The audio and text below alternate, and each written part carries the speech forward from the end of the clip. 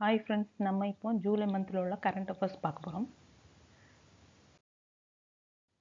100 மில்லியனுக்கும் அதிகமான பின்தொடர்புகளை கொண்ட உலகத் தலைவராக பிரதமர் மோடி திகழ்கிறார். எதுலன்னா எக்ஸ் தளத்தில் வந்து அவருடைய ஃபாலோவர்ஸ் வந்து 100 மில்லியனை தாண்டிட்டு. அடுத்தது பேடிஎம் பேமெண்ட்ஸ் வங்கியின் புதிய நிர்வாக இயக்குநராக ஐடிபிஎஃப் வங்கியின் முன்னாள் அதிகாரி அருண் பன்சால் நியமனம். அருண் பன்சால் வந்து முன்னாடி ஐடிபிஎஃப் வங்கியில் வந்து அதிகாரியாக இருந்திருக்கார். அவர் வந்து இப்போது பேடிஎம் பேமெண்ட்ஸ் வங்கியில் வந்து புதிய நிர்வாக இயக்குநராக நியமனம் பண்ணியிருக்காங்க. யாருன்னா அருண் பன்சால். அடுத்த சுரினாமின் தூதராக சுபாஷ் பிரசாத் குப்தா நியமிக்கப்பட்டுள்ளார். சுரினாம் கண்ட்ரியோட நாட்டின் தூதராக சுபாஷ் பிரசாத் குப்தா நியமிக்கப்பட்டுள்ளார். நிர்மா பல்கலைக்கழகம் ரோபோ போட்டியில் டிடி ரோபோகன் இந்தியா 2024 வென்றது. இந்த ரோபோ போட்டியில் வந்து இந்த நிர்மா பல்கலைக்கழகம் டிடி ரோபோகான் இந்தியா 2020 அந்த அவார்டை பெற்றது. அடுத்து சர்வதேச மணல் சிற்ப சாம்பியன்ஷிப் போட்டியில் சுதர்சன் பட்நாயக் தங்கம் வென்றார். மணல் சிற்ப சாம்பியன்ஷிப் போட்டியில் வந்து சுதர்சன் பட்நாயக் தங்கம் வென்றிருக்கிறார். உலக பாரம்பரிய இளம் வல்லுநர்கள் மன்றம் 2024 ஜூலை 14 முதல் 23 வரை புதுடில்லியில் நடைபெறுகிறது. இப்போ புதுடில்லியில் உலக பாரம்பரிய வல்லுநர்கள் மாநாடு எப்போ இருந்துன்னா ஜூலை 14லேருந்து 23 வரை நடைபெறுகிறது. அரசு உதவி பெறும் பள்ளிகளுக்கு காலை உணவு வழங்கும் திட்டத்தை விரிவுபடுத்தி தமிழக முதல்வர் தொடங்கி வைத்தார். தமிழக முதல்வர் மு.க. ஸ்டாலின் அவர்கள் வந்து முதல்ல அரசு பள்ளிகளில் மட்டும் இருந்துச்சு. இப்போ அரசு உதவி பெறும் பள்ளிகளுக்கும் இந்த காலை உணவு வழங்கும் திட்டத்தை விரிவுபடுத்தியிருக்காரு. விசாகப்பட்டினத்தில் நடைபெற்ற வருடாந்திர கப்பற்படை விருதுகள் விழா 2024 ஐஎன்எஸ் டெல்லி சிறந்த கப்பல் கிழக்கு கப்பற்படை விருதை பெற்றது.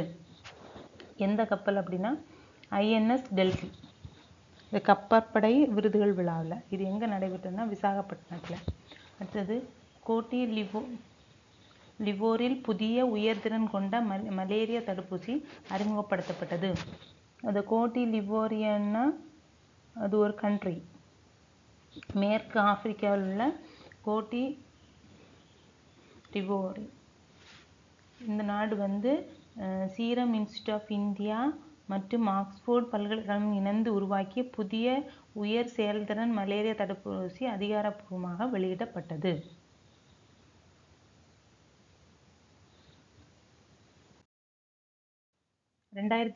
உலக சாம்பியன்ஷிப் கிரிக்கெட் போட்டியில் வந்து இந்தியா சாம்பியன் பட்டம் வென்றது. இந்த சாம்பியன்ஸுக்குள்ளாடி நடத்தின கிரிக்கெட் போட்டியில் வந்து இந்தியா வந்து சாம்பியன் பட்டம் வென்றது. ஒரே நாளில் 11 லட்சம் மரக்கன்றுகள் நட்டு மத்திய பிரதேச அரசு கின்னஸ் சாதனை படைத்துள்ளது. எத்தனை மரக்கன்றுகள்னா 11 லட்சம். கஜகஸ்தானில் நடைபெற்ற 35வது சர்வதேச உயிரியல் ஒலிம்பியாட் 2023 இந்தியா 1 தங்கம் மற்றும் 3 வெள்ளிப் பதக்கங்களை வென்றது. இந்த உயிரியல் ஒலிம்பியாட் இதில் ஐக்கிய அரபு அமீரகம் உலகின் முதல் 3D அச்சிடப்பட்ட அப்ராவின் சோதனை நடவடிக்கை அறிமுகப்படுத்தியது. அப்ரான்னா என்னன்னா, அப்ரா என்பது மரத்தால் செய்யப்பட்ட ஒரு பாரம்பரிய படகு. இது வந்து துபாயில் உள்ள துபாய் கழிமுகத்தில் மக்களை அழைத்து செல்ல அப்ராக்கள் பயன்படுத்தப்படுகின்றன. இந்த படகை வந்து பயன்படுத்தப்படாது. இது பாரம்பரிய படகு தான் அப்ரா. இது வந்து உலகின் முதல் 3D அச்சிடப்பட்ட அப்ரா வந்து சோதனையை அறிமுகப்படுத்தியிருக்காங்க. எங்க அப்படின்னா ஐக்கிய அமீரகம். ஒவ்வொரு ஆண்டும் தேசிய வருமான வரித்திறன் எந்த நாளில் அனுசரிக்கப்படுகிறது?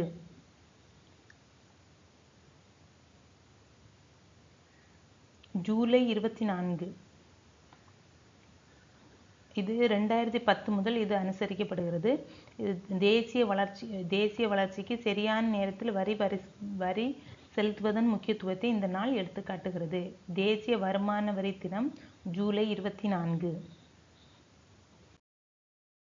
சமீபத்தில் செய்திகளில் பார்த்த கலாச்சார மேப்பிங் தேசிய பணி எந்த அமைச்சகத்தால் நிர்வகிக்கப்படும் ஒரு திட்டமாகும்? இது எந்த அமைச்சகம் அப்படின்னா கலாச்சார அமைச்சகம். கலாச்சார மேப்பிங் தேசிய பணி. இது கலாச்சார அமைச்சகத்தின் மேற்பார்வையில் கலாச்சார மேப்பிங் தேசிய மிஷன் இந்தியா முழுவதும் உள்ள 6.5 லட்சம் கிராமங்களின் கலாச்சார பாரம்பரியத்தை பட்டியலிடுவதை நோக்கமாக கொண்டுள்ளது. இதனுடைய நோக்கம் இன்னொரு நோக்கம் எதெல்லாம் அப்படின்னா, கலாச்சார பாரம்பரிய விழிப்புணர்வை ஏற்படுத்துதல், கிராமங்களின் கலாச்சார சுய விவரங்களை வரைபடமாக்குதல், தேசிய கலைஞர்கள் பதிவேடுகளை உருவாக்குதல் மற்றும் கலாச்சார ஈடுபாட்டிற்கான வலை போர்ட்டல் மற்றும் மொபைல் பயன்பாட்டை உருவாக்குதல் இதனுடைய வேற நோக்கங்கள். சமீபத்தில் செய்திகளில் பார்த்த கார்பன் பார்டர் அட்ஜஸ்ட்மெண்ட் மெக்கானிசம் எந்த நிறுவனத்துடன் தொடர்புடையது? European union. இந்த கார்பன் பார்டர் அட்ஜஸ்ட்மெண்ட் மெக்கானிசம் அப்படின்னா என்னன்னா, கார்பன் தீவிர தயாரிப்புகள் மீதான ஐரோப்பிய ஒன்றிய கட்டணமாகும். இது இறக்குமதி செய்யப்பட்ட பொருட்கள் அவற்றின் கார்பன் உமிழ்வுக்கு பணம் செலுத்துவதை உறுதி செய்கிறது. அவற்றின் கார்பன் விலையை உள்நாட்டு தயாரிப்புடன் சீரமைக்கிறது.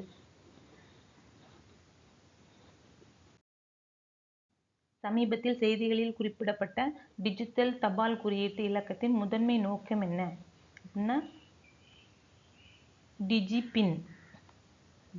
இதனுடைய நோக்கம் என்ன அப்படின்னா, இந்தியாவில் தரப்படுத்தப்பட்ட புவி குறியிடப்பட்ட முகவரி அமைப்பை நிறுவுதல். இது எது உருவாக்கியிருக்கு அப்படின்னா, IIT ஹைதராபாத் உருவாக்கப்பட்ட புவி குறியிடப்பட்ட முகவரி அமைப்பான டிஜிபின் இன் பீட்டா மதிப்பை அஞ்சல் துறை அறிமுகப்படுத்தியது. முகவர்களின் புவி இருப்பிடங்களை உருவாக்கி உணர்வதன் மூலம் பொது மற்றும் தனியார் தேவைகளுக்கான முகவரியை எளிதாக்குவதை டிஜிபினின் நோக்கமாக கொண்டுள்ளது. இது டிஜிபினை உருவாக்குனது எது அப்படின்னா, IIT ஹைதராபாத். இது எது வெளியிட்டிருக்குன்னா, அஞ்சல் துறை. இந்திய கடற்படைக்காக 2 மேம்பட்ட 3 ஃபுட் வகுப்பு கப்பல்களை கட்டியவர் யார்? எந்த நிறுவனம் அப்படின்னா, கோவா ஷிப்யார்ட் லிமிடெட். இது இந்திய கப்பற்படைக்காக 2 3 ஃபுட் வகுப்பு கப்பல்களை அறிமுகப்படுத்தியுள்ளது.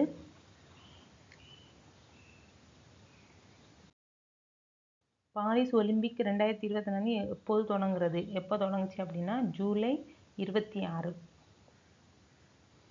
16 விளையாட்டுகளில் 69 பதக்க போட்டிகளில் 100க்கும் மேற்பட்ட விளையாட்டு வீரர்கள் பங்கேற்க உள்ளனர். இதுல ரொம்ப வயதானவர் வீரர் யார் அப்படின்னா, ரோஹன் போபண்ணா 44 வயது தடகள வீரர். அடுத்து ரொம்ப இளமையான வீரர் அப்படின்னா, நீச்சல் வீரர் தனிதி தேசிங் 14 வயது.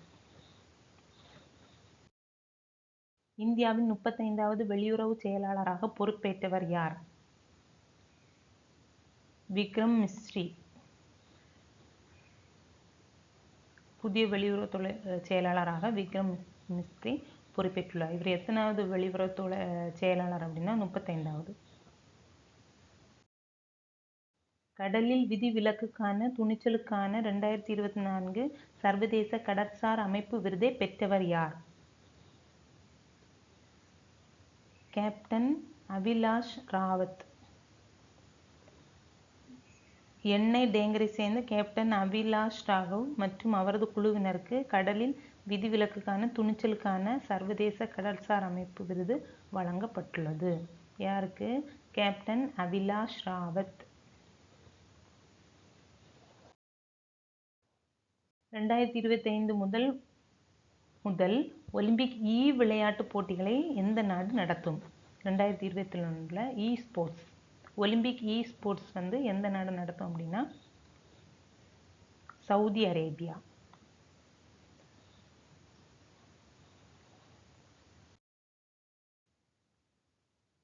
ஹன்ஸ் வான் ஹென்டிக் விருதுக்கு தேர்ந்தெடுக்கப்பட்ட முதல் இந்தியர் யார்? இவர் தமிழகத்தை சேர்ந்த ஓய்வு பெற்ற பேராசிரியர் யார் அப்படின்னா, கா. சொக்கலிங்கம் அவர்கள். இவங்க தான் ஹன்ஸ் வான் ஹென்ட்ரிக் விருதுக்கு தேர்வாயிருக்காங்க. இவர் தேர்ந்தெடுக்கப்பட்ட முதல் இந்தியர் இவர் கா. சொக்கலிங்கம். பிஎஸ்என்எல்லின் புதிய தலைவர் மற்றும் எம்டியாக நியமிக்கப்பட்டுள்ளவர் யார்? Robert J Ravi. Robert J Ravi.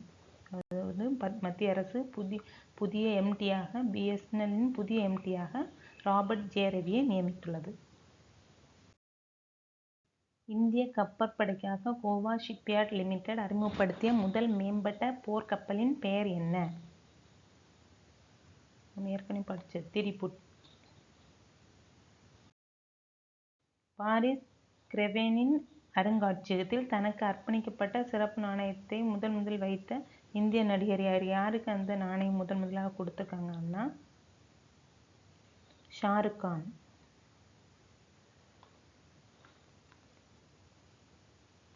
அந்த அருங்காட்சியகத்தில் புகழ்பெற்ற பிரபலங்களின் மெழுகு சிலை வச்சிருப்பாங்க. இந்த மெழுகு சிலைக்கு தான் இந்த அருங்காட்சியகம் பெயர் பெற்றது. அது ஷாருக் கானை கௌரவிக்கும் வகையில் சிறப்பு தங்க நாணயத்தை வெளியிட்டது இந்த அருங்காட்சியகம்.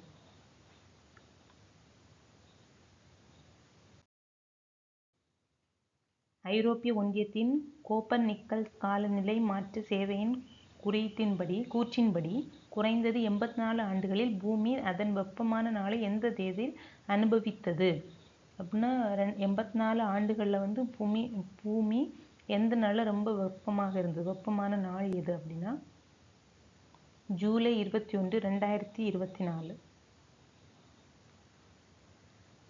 இதில் வேர்ல்டில் சராசரி வெப்பநிலை எல்லாம் சேர்த்துன்னா 17.09 டிகிரி செல்சியஸை எட்டியது ஜூலை 21. மிகவும் சக்தி வாய்ந்த பாஸ்போர்ட்டை கொண்டதற்காக ஹென்லி பாஸ்போர்ட் இண்டெக்ஸ் 2024 எந்த நாடு முதலிடத்தில் உள்ளது? பவர்ஃபுல் பாஸ்போர்ட் அது எந்த நாட்டில் உள்ள பாஸ்போர்ட் அப்படின்னா சிங்கப்பூர். இது முதலிடத்தில் சிங்கப்பூர் இருக்கு. இதில் 191 நாடுகளுக்கு விசா இல்லாமல் போகலாம். அடுத்தது பிரான்ஸ், ஜெர்மனி, இத்தாலி, ஜப்பான் மற்றும் ஸ்பெயின் ஆகிய 5 நாடுகள் 2வது இடத்துல இருக்காங்க.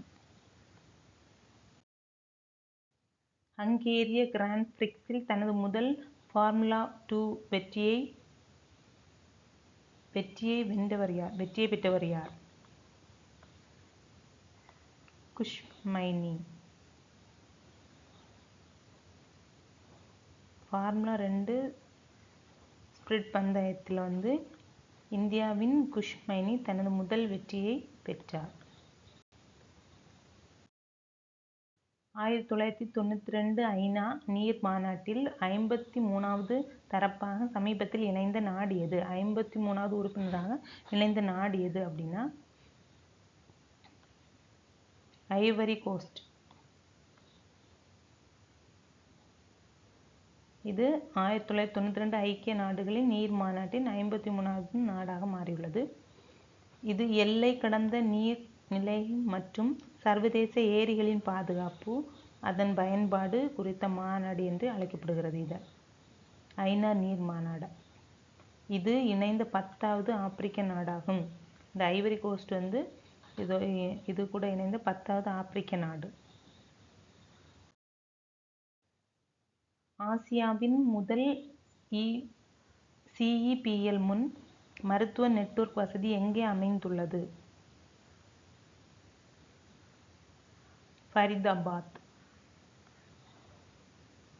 ஃபரிதாபாத்தில் உள்ள மொழிபெயர்ப்பு சுகாதார அறிவியல் மற்றும் தொழில்நுட்ப நிறுவனம் ஆதரவின் கீழ் மண்டல உயிரி தொழில்நுட்ப மையத்தில் தொற்றுநோய் தயார்நிலை கண்டுபிடிப்புகளின் கூட்டணியின் கீழ் ஆசியாவின் முதலாவது சுகாதார ஆராய்ச்சி தொடர்பான முன் மருத்துவ நெட்வொர்க் வசதியை ஜிதேந்திர சிங் தொடங்கி வைத்தார்.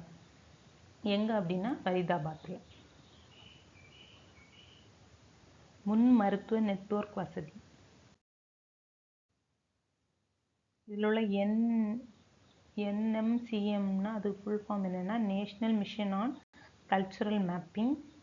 CBAMனா carbon border adjustment mechanism. DIGIPIN digital postal index number. Digital postal index number புதுசாக வந்திருக்கு. அது அப்படின்னா என்னென்னா இது எது தொடங்கியிருக்குன்னா ஐஐடி ஹைதராபாத்துடன் உருவாக்கப்பட்ட டிஜிபின் மாநிலம், நகரம் அல்லது வட்டார பெயர்கள் அல்லது சாலை நெட்வொர்க்கில் ஏற்படும் மாற்றங்களால் பாதிக்கப்படாத நிரந்தர டிஜிட்டல் உள்கட்டமைப்பை வழங்குவதை நோக்கமாக கொண்டுள்ளது. இது எதுனாலும் மாறாது அப்படி உள்ள அந்த கோடு நிரந்தர டிஜிட்டல் முகவரி. இந்த அமைப்பு நாட்டை 4 மீட்டர் x 4 மீட்டர் அலகுகளாக பிரிக்கிறது. ஒவ்வொன்றும் புவியியல் ஆயத்தொலைவுகளின் அடிப்படையில் ஒரு தனித்துவமான 10 இலக்க எண்ணெழுத்து குறியீட்டை ஒதுக்குகின்றன. இதில் இந்த டிஜிட்டல் போஸ்டல் கோடு 10 இலக்க எண் இருக்குமா, 10 எண்கள் இருக்கும். இந்த குறியீடு ஆஃப்லைன் முகவரி குறிப்பாக செயல்படுகிறது. இந்த குறியீடு ஆஃப்லைனுக்கு செயல்படுகிற ஆஃப்லைன் முகவரிக்கு. இது முகவரிகள், அவசர கால செயல்பாடுகள் மற்றும் தளவாடங்களை கண்டறிவதற்கு பயனுள்ளதாக இருக்கும். தனிப்பட்ட முகவரி தரவு எதுவும் சேமிக்கப்படவில்லை. இது தனியுரிமையை உறுதி செய்கிறது.